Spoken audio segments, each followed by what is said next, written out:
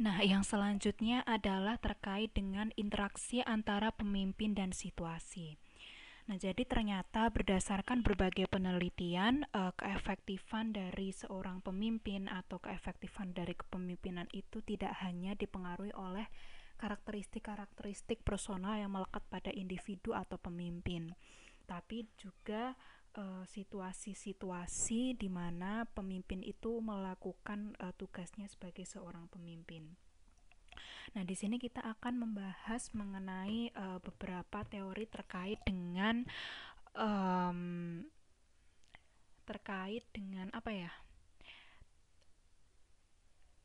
situasi-situasi yang dihadapi oleh pemimpin. Nah, yang pertama adalah situational favorability.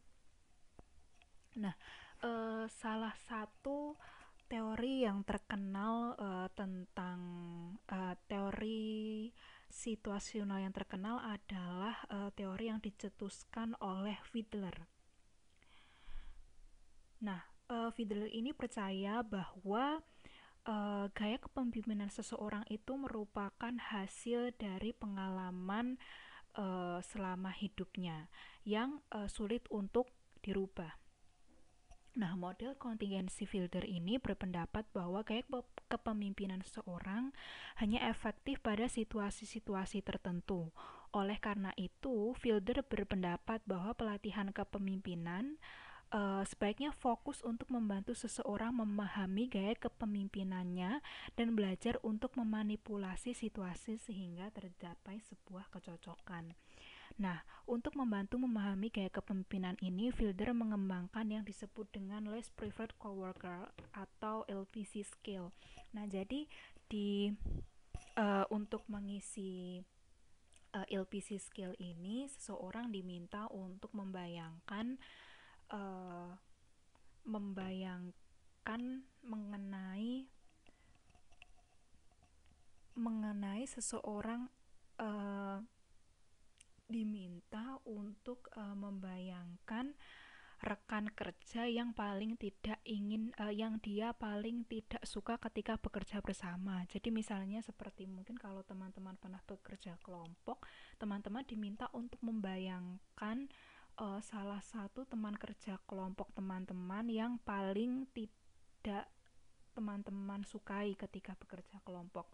Nah, kemudian partisipan atau subjek itu biasanya diminta untuk mengisi skala yang berupa semantik diferensial. Semantik diferensial itu jadi skala yang dia bergerak yang punya dua polar yang bergerak dari satu polar ke polar lain gitu. Jadi misalnya dari apa ya, rapi menjadi tidak teratur, seperti itu, semacam itu. Nah, di sini semakin seseorang itu menilai apa ya, semakin seseorang memberikan skor tinggi terhadap item-item di dalamnya, terhadap orang-orang yang tidak disukai ini, maka akan semakin tinggi keefektifan dari kepemimpinan seseorang tersebut.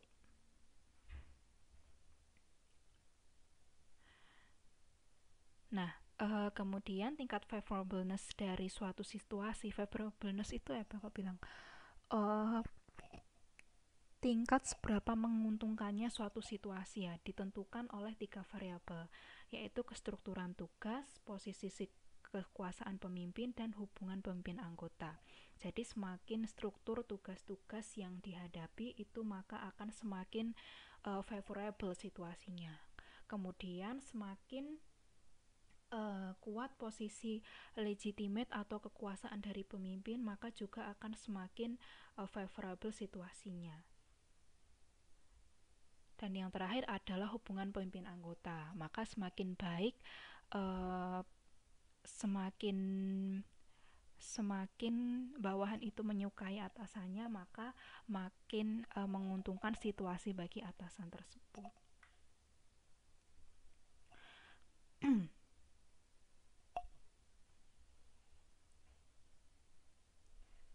Nah, kemudian yang kedua adalah iklim organisasi. Jadi teori kedua mengenai mengenai situasi itu adalah impact teori oleh Geyer, Downey, dan Johnson yang menyatakan bahwa setiap pemimpin memiliki satu dari 6 gaya perilaku, yaitu gaya informasional, gaya magnetik, gaya posisi, gaya afiliasi, gaya koersif, dan taktikal. Nah, untuk gaya informasional ini biasanya seseorang pemimpin itu memberikan atau menyediakan informasi-informasi penting pada climate yang ignorance atau tidak peduli, sehingga banyak informasi-informasi penting yang hilang atau tidak ada di dalam suatu kelompok. Maka di sini informational style itu akan membantu untuk memberikan atau menyediakan informasi-informasi penting. Kemudian yang kedua adalah gaya magnetik dalam iklim keputusasaan. Nah, pemimpin dengan gaya magnetik itu memimpin melalui energi dan optimisme yang tinggi, sehingga efektif untuk climate atau iklim keputusasaan, di mana iklim ini dicirikan dengan tingkat semangat yang rendah. Kemudian gaya posisi. Nah, gaya posisi ini dicirikan dengan pemimpin yang dia itu memimpin melalui power atau kekuasaan yang diturunkan atau melekat pada dirinya. Jadi biasanya pemimpin-pemimpin ini sering menggunakan kalimat-kalimat untuk menunjukkan kekuasaannya, seperti sebagai pemimpin saya meminta kamu untuk melakukan hal bla bla bla bla bla. Atau misalnya karena saya pemimpinmu maka bla bla bla bla bla bla.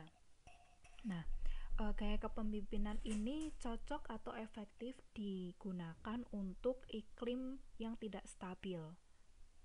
Kemudian yang keempat adalah gaya afiliasi. Nah, seorang pemimpin dengan gaya afiliasi itu memimpin dengan dengan gaya yang ramah dan peduli dengan orang lain. Nah, gaya ini ya mirip dengan kebutuhan yang afiliasi yang sudah saya jelaskan tadi.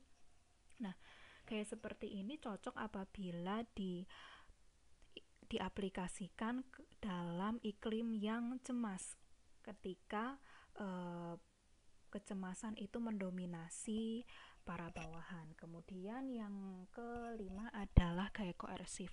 Nah, orang dengan gaya koersif atau pemimpin dengan gaya koersif itu memimpin dengan cara mengontrol perilaku bawahan menggunakan reward dan punishment, atau penguatan dan hukuman. Maka style ini lebih cocok digunakan untuk climate crisis. Jadi misalnya adalah seorang pemimpin dalam perang atau jenderal yang memimpin tentara saat perang. Itu cocok untuk menggunakan gaya koersif ini. Kemudian yang terakhir adalah gaya taktikal dalam iklim disorganisasi.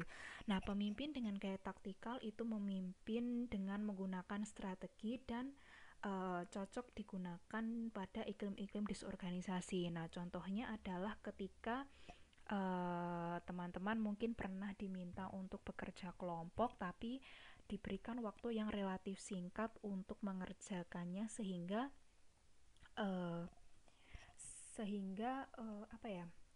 teman-teman kesulitan untuk menyelesaikannya. Nah, pada saat-saat seperti itu, seorang pemimpin dengan gaya taktikal ini sangat dibutuhkan untuk bisa menentukan strategi yang tepat untuk menyelesaikan tugas dalam waktu yang singkat. Nah, berdasarkan teori impact ini, seorang pemimpin itu dapat bekerja secara efektif dengan 4 metode, yaitu yang pertama adalah find a climate consistent with your leadership style. Jadi menemukan iklim yang cocok dengan gaya kepemimpinannya. Nah, tapi metode ini cenderung sulit karena kan kita tidak bisa menentukan di situasi seperti apa seorang pemimpin tidak bisa menentukan situasi seperti apa yang akan dihadapinya. Kemudian yang kedua adalah change your leadership style to better fit the existing climate.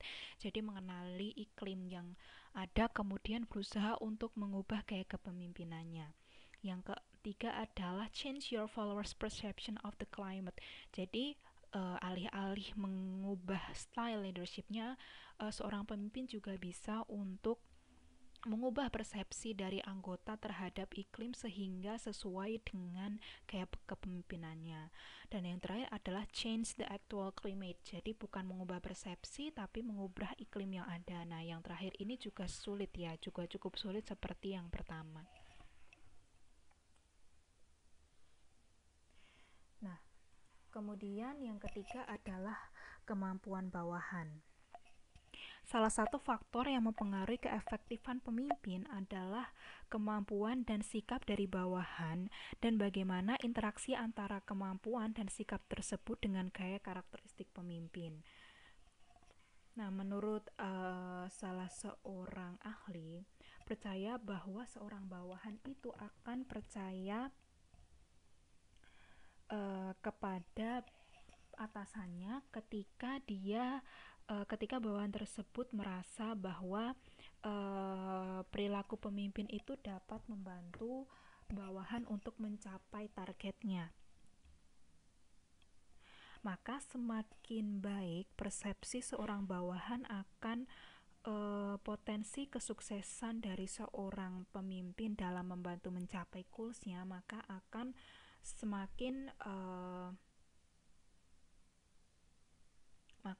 semakin percaya seorang bawahan kepada atasannya. Maka penting bagi seorang pemimpin itu untuk bisa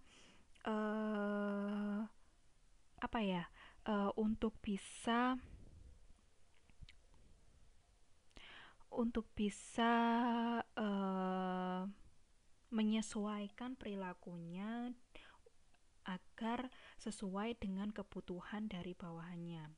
Nah, salah satu teori terkait yang berhubungan dengan kemampuan bawahan ini adalah path goal theory yang berpendapat bahwa seorang pemimpin dapat mengadopsi salah satu dari 4 gaya perilaku kepemimpinan untuk menangani setiap situasi dihadapi, yaitu gaya instrumental yang cenderung memimpin dengan cara merencanakan, mengorganizing, dan mengontrol bawahannya. Kemudian supportive style, di mana pemimpin itu menunjukkan perhatian terhadap bawahannya. Kemudian participative style, di mana pemimpin itu memimpin dengan cara berbagai informasi dan memberikan kesempatan bagi bawahan untuk ikut berpartisipasi dalam pembuatan keputusan, serta achievement oriented style yang memimpin dengan cara memberi tantangan kepada bawahan dengan target-target tertentu dan juga pemberian rewards untuk meningkatkan performance dari bawahan.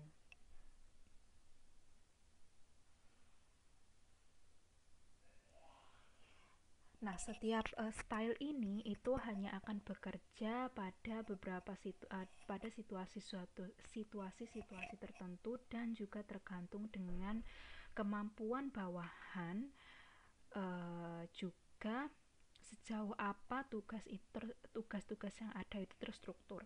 Jadi semakin tinggi kemampuan bawahan, maka akan semakin semakin tidak direktif atau tidak cenderung mengarahkan, cenderung pemimpin ini tidak mengarahkan, dan juga semakin tidak terstruktur tugasnya, maka akan semakin penting bagi atasan itu untuk mempraktikkan atau mengaplikasikan gaya kepemimpinan yang direktif.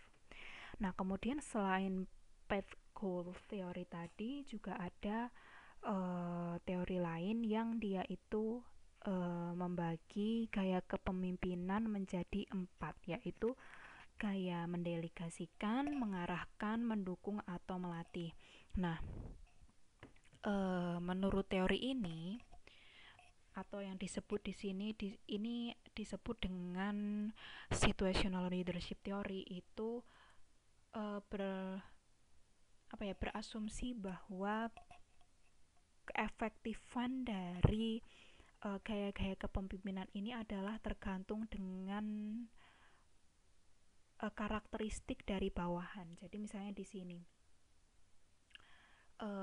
bawahan dengan karakteristik yang tidak ada kemampuan dan tidak memiliki kemampuan itu maka akan cocok untuk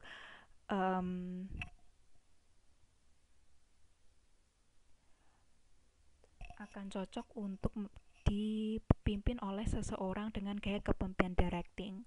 Kemudian bawahan yang dia itu tidak memiliki kemauan tapi dia memiliki kemampuan, maka akan baik ketika dipimpin oleh seseorang dengan gaya kepemimpinan supporting.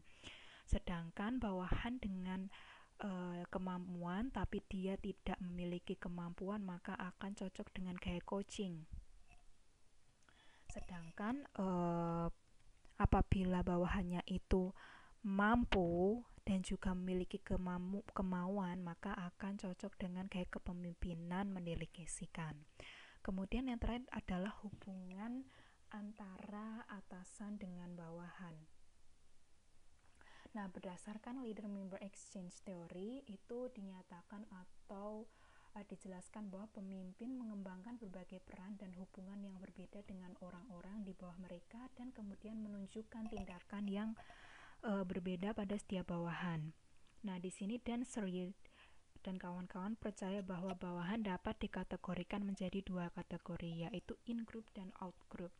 In-group itu dicirikan dengan hubungan yang berkualitas tinggi antara bawahan dengan atasan.